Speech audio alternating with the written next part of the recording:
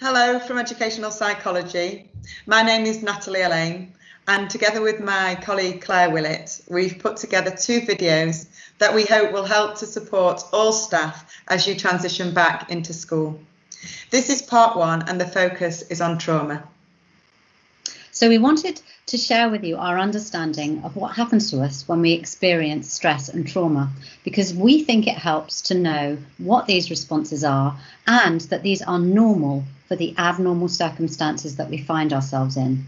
It will also help us to understand the responses of others, be that from staff, children, or families. Essentially, we're all experiencing a collective trauma. Similar to other traumas, we'll see a range of responses. People are experiencing depression, anxiety, fatigue, frustration, denial, numbness and grief, or maybe none of those. Have compassion for yourself. That's the key message we'd like you to take away, and for those around you who may respond differently. So during our day at school, we might feel similar to how we did in February before coronavirus, but we might, and in fact, we might even feel less stressed, to be fair. But this collective trauma is in the background and it has an impact.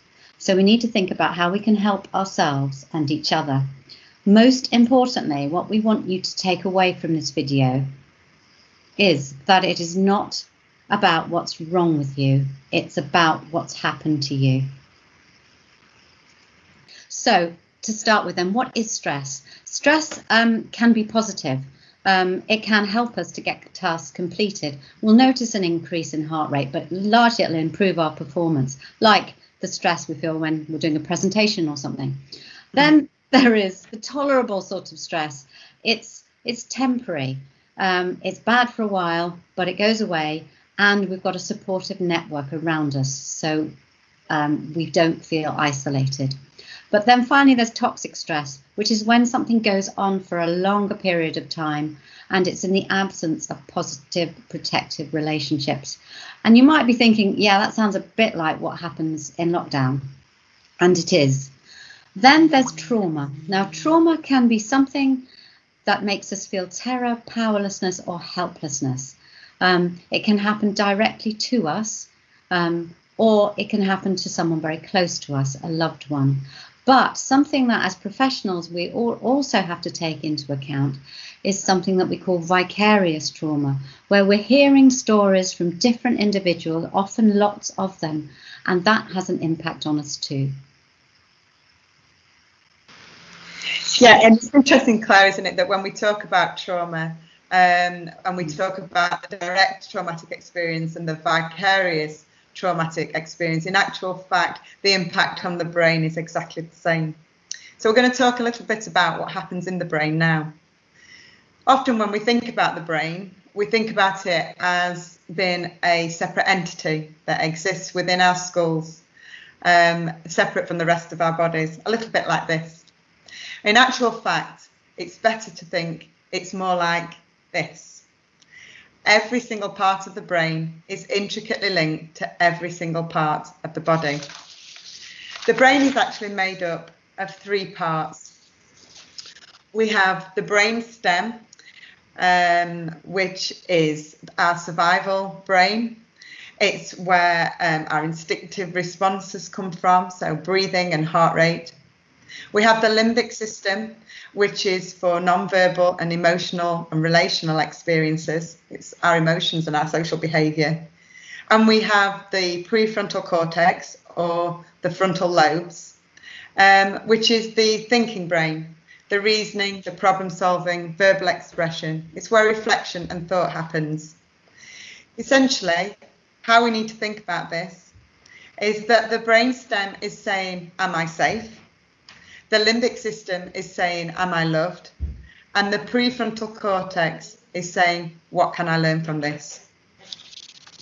So when we experience toxic stress and trauma, the amygdala, which is like the brain's smoke alarm, reacts.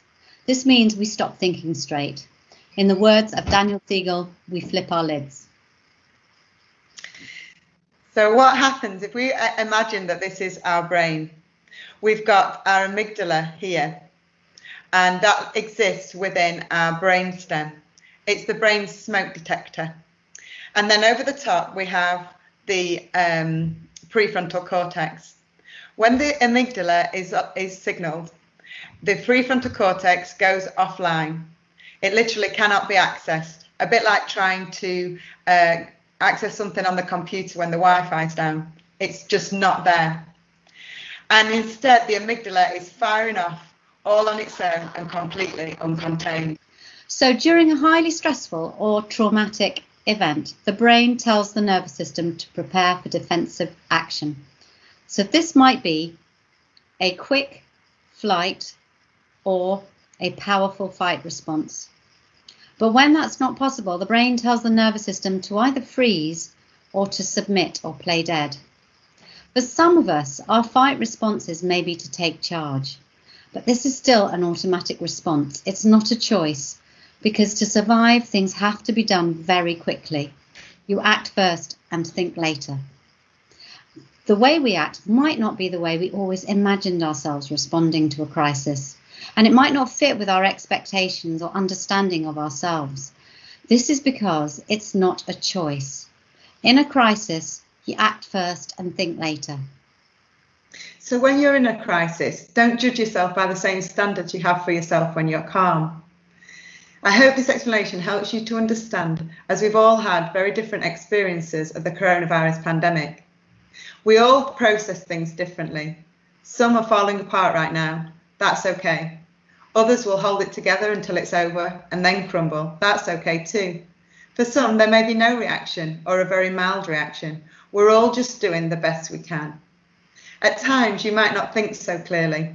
It might be harder to remember things. Sometimes you might be more irritable or seemingly unable to apply yourself and your mind as you used to.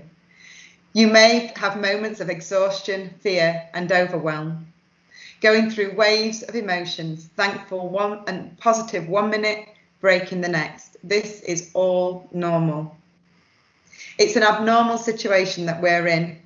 That said, morals and codes of treating and behaving towards each other still stands. So it becomes all the more important to be kind to self and others. So a way of explaining this sort of behaviour is to use a model called the window of tolerance. So you will see that there is, and I want to use my hand, so I will. So there is in the middle of that slide an optimal arousal zone. And this is our normal state where we can feel and react. It's all tolerable for us. And we can think about things and we can feel things at the same time. We're responding appropriately, not in any sort of extreme or unusual way. So most of the time we're in that arousal zone. But when things get very stressful or into trauma, then we can either go up the top of that window where we show signs of hyperarousal. So we're talking about the fight flight. So we might be impulsive, we might panic, we might be hypervigilant, or we might be very defensive, feel unsafe, get reactive. All those sorts of things will go on. The other thing we might do would be to go down low into hypoarousal, which would be the same as, say, the freeze response or the playing dead response.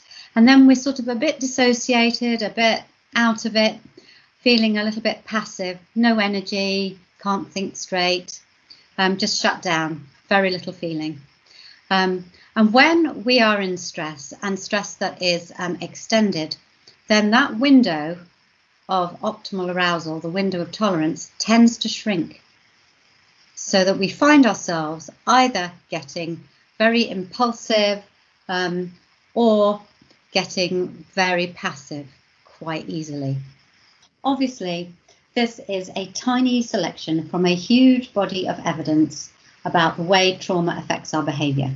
But nonetheless, I hope it helps explain a little of why we experience waves of emotion, fear and overwhelm, and the reason why this is a normal human response. So we're coming to a close with this presentation now, but there are some key things Nat and I would really like to remind us all of.